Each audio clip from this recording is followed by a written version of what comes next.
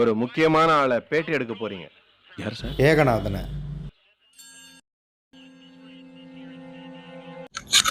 வணக்கம் மக்களே. இன்னைக்கு நம்ம கூட யார் இணைஞ்சிருக்காங்க பாத்தீங்கன்னா, அன்புடன் ஏகநாதன் தான் இணைஞ்சிருக்காரு. ஆமா, இவர் பெரிய கப்பல் வியாபாரி. அவர்கிட்ட மக்கள் கேட்கிற கேள்வியில இருந்து சில கேள்விகளை எடுத்து வைப்போம். அவர் என்ன பதில் சொல்றாருன்றத பாருங்க. உங்களை பார்த்தோன்னே எங்க மைண்டுக்கெல்லாம் வர ஒரே கேள்வி, இத்தனை வருஷமா இதே ஜெர்சியில சுத்திட்டு இருக்கீங்களே, அப்படி எத்தனை ஜெர்சி தான் வச்சிருக்கீங்க? தம்பி, இது தவறான கேள்வி. இது எதிர்கட்சியோட சதி, எதிர் டீமோட சதி.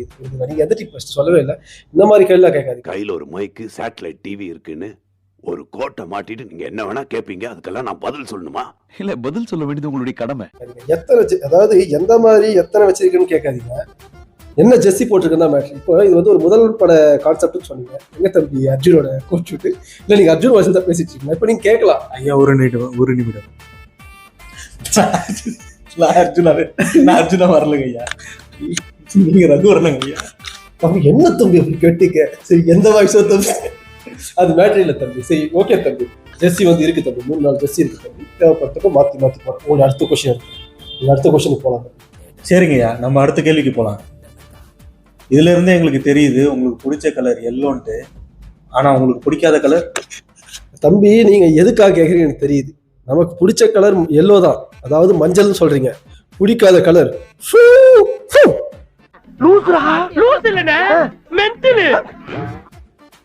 அப்படி நான் சொல்லுவேன்னு எதிர்பார்க்கறாங்க. அது எப்படியோ அது அவங்க புரிச்சுக்கிட்டோம். நெக்ஸ்ட் கொஸ்டின் போங்க தம்பி. அடுத்த கேள்வி என்னன்னா, நீங்க ஃபேமஸ் ஆகிறதுக்கு ஒரு டைலாக் உறுதுணையா இருந்தது, ஆனா அந்த டைலாக்கை நீங்க மனப்பாடம் பண்ணி தான் வந்தீங்கன்ட்டு எல்லாரும் சொல்றாங்க. தம்பி, இது தவறான கேள்வி. ஒரு டைலாக் பேசுறது எவ்வளவு கஷ்டம். ஒரு ஸ்டேடியத்துக்குள்ள பாரு, எவ்வளவு வன்மம் கக்குறானுங்க, எவ்வளவு பேர் காதுல கூவுறாங்க. அந்த மேட்ச் சிஎஸ்கே அடிச்சு 110 ரன் தான். எவ்வளவு கத்துறாங்க தெரியுமா? மேல இருந்து கத்துறான் 110, 104. ஆனா அவன் எவ்வளவு லோ ஸ்கோர் அடிச்சிருப்பான். அந்த கோபத்துல ஒரு ஆவேசத்துல பேசதான் தம்பி. எவ்வளவு குறை நிறைகள், எவ்வளவு கண்ணீர், எவ்வளவு நன்றி, எவ்வளவு நெருக்கடி, எவ்வளவு மாலைகள், எவ்வளவு மறியல்கள், எத்தனை சிக்கல், எத்தனை டென்ஷன் உட்கார்ந்து இருக்கிறவனுக்கு தாயா தெரியும். இது எதிர்த்தீம் செய்யற சதிச்சேன். நம்ம வளரக்கூடாது, சரிங்களா? ஸோ அது ஸ்கிரிப்ட் எல்லாம் கிடையாது, மனப்பாடெல்லாம் கிடையாது. நாம CLT20 நிறைய பார்த்துருக்கிறதுனால அதுலேருந்து ஒரு ஆவேசத்துல வந்தா அது எலிவேட் ஆயிடுச்சு தம்பி. ஸோ நாம பேசிட்டு தான் வரணும், நம்ம ட்ரெண்ட் ஆகணும்னு பிளான் பண்ணா கடவுள் அதுக்கெல்லாம் வழிவிட மாட்டா தம்பி. அதுவா நடக்கிறது தம்பி. அடுத்த கேள்வி போயிடலாங்க இல்லையா? போலாம். சிஎஸ்கே இப்படி தலைமையில தூக்கி வச்சு கொண்டாடுறீங்களே, அதுக்கு காரணம் என்ன தம்பி? சிஎஸ்கேன்றது ஒரு குருவி கூடு. அதுல பாருங்க, அது எவ்வளவு அழகா ஒன்றிணைஞ்சு இருக்காங்க. அது ஒரு அழகான ஃபேமிலி தம்பி. நாங்க யாருமே விட்டு கொடுக்க மாட்டோம் தம்பி. இதுல இப்படி ஃபேமிலின்ற நீங்க தான் ஜடேஜாவை விட்டீங்களே. மாட்னாடா மானஸ்தன் தம்பி, டீமோட எதிர்காலம் ஒன்று இருக்குல்ல. சில டைம் அந்த எதிர்காலம்னு வரும்போது அது ஃபியூச்சரிஸ்டிக்கா யோசிச்சு நம்ம ஒரு முடிவு எடுக்க வேண்டிய சூழ்நிலை இந்த மாதிரி விட்டு கொடுக்க வேண்டியது. ஸோ அதனால நாங்கள் ஜடேஜா விட்டு கொடுத்துருக்கோம். ஃபியூச்சருங்களா ஐயா? ஆமா ஐயா, ஃபியூச்சருக்காக நாங்கள் யோசிக்கிறோம். அப்போ திருப்பதி கூடாவோட ஃபியூச்சரை பத்தி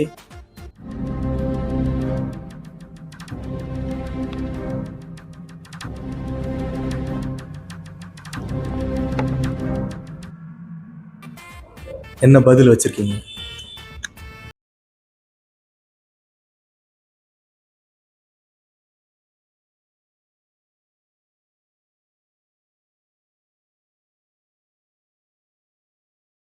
அந்த மாதிரி போச்சு லாஸ்ட் இயர். ஸோ இவங்களை சேர்த்ததுனால சிஎஸ்கேயோட எதிர்காலமே என்ன ஆக போகுது தெரியாமல் நிறைய பேர் குழப்பிட்டாங்க. ஸோ எங்க எதிர்காலத்துக்காக நாங்கள் வேறு வழி இல்லையா, அவங்கள மாதிரி பிளேயரை விட்டு தான் ஆகணும். ஆனால் நீ கேட்கறது புரியுது. இப்போ அவங்களோட எதிர்காலம் என்ன ஆயிடுச்சுன்னு அவங்க ப்ரூவ் பண்ணி வரட்டையா, வேற எதுவும் பண்ண முடியாது ஐயா. அடுத்த கேள்விக்கு போலாமா? மும்பை இந்தியன்ஸ் தான் உங்களோட நிரந்தர எதிரி. ஆர்சிபி உங்க பங்காளின்னு சொல்லி இந்த நீங்க இப்போ ஆர்சிபியை பகையாளியாகவும் எம்ஐயை பங்காளியாகவும் ஆக்கிட்டீங்களே, அதுக்கான காரணம் என்னங்க ஐயா? பட்ட அடி. ஐயோ, நம்ம மைண்ட் அங்க போகுது.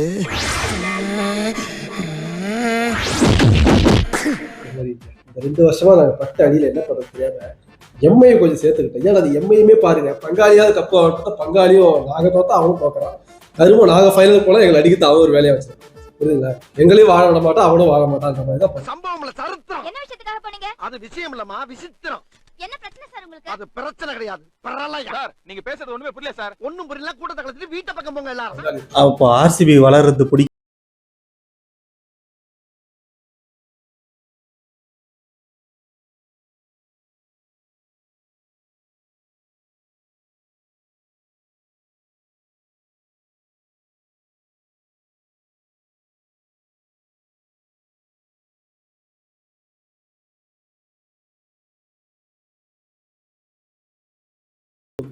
அதனால நாங்க வந்து அவங்களை எதிரியால ஏத்துக்கல.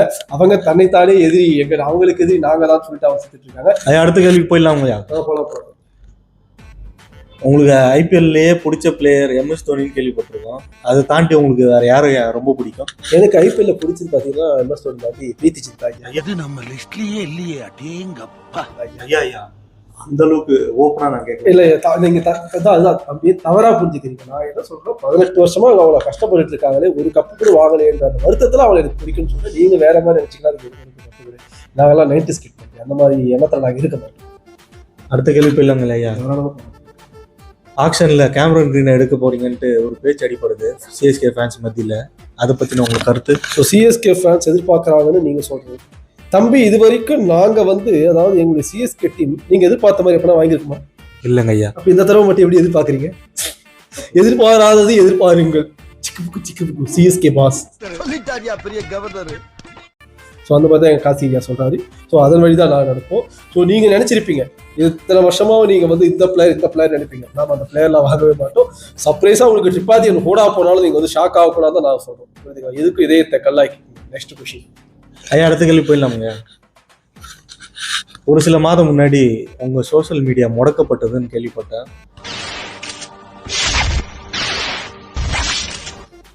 அது எதனால?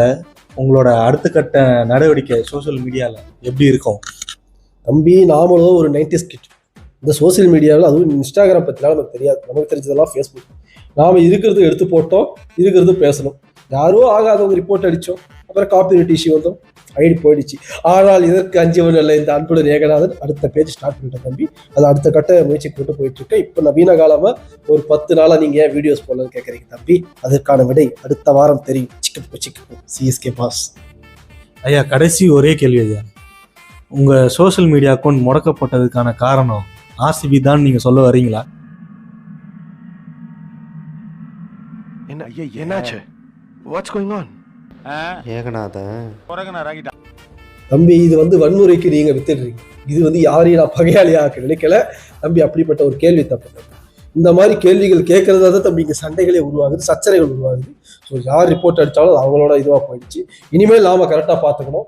ஸோ யார் ஒம்புக்கு தும்புக்கு நம்ம போக போகிறதில்ல. நம்மளுடைய எதிர்கால சிந்தனை, நம்மளுடைய யூடியூப் சேனல் டெவலப் பண்ணி நம்ம போயிட்டே இருக்கோம்.